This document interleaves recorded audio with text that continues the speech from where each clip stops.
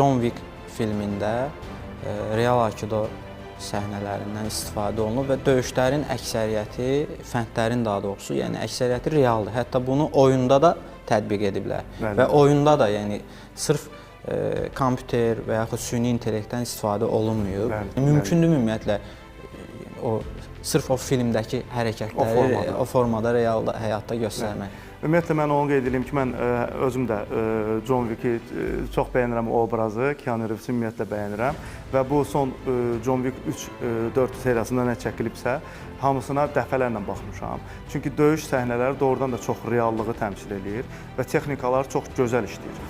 Və həqiqətən də dublyorsuz bu hərəkətləri eləyir, özü o məşqləri eləyir.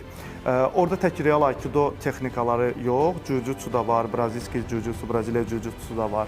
Bir sıra başqa idman növlərindən də orada elementlər var. Bizim də real aikido hibrid sistem olduğu üçün orada oxşarlıqlar var. Nə qədər real o texnikanı işləsə də filmdir. Siz təsəvvür edin ki, orada gördüyünüz texnikalar, təbii ki, orada indi səhnədə 5-10 nəfərlə eyni anda döyüşür. Bu demək olar ki, mümkün deyil. Həqiqəti müəyyən. Bəli, professional idmançılar bilir ki, bu 5-10 nəfərlə ən güclü idmançı belə eyni anda vuruşması çox çətin məsələdir. Amma bir nəfərlə deyək ki, tətbiq edir o texnikanı, o videodakı kimi alınmaması normaldır. Çünki o bazadır. Dəfələrlə həmin bir səhnə çəkilir. Hər bucaqdan, hər tərəfdən çəkilir. Steven Seagal'ın filmlərində də elədir.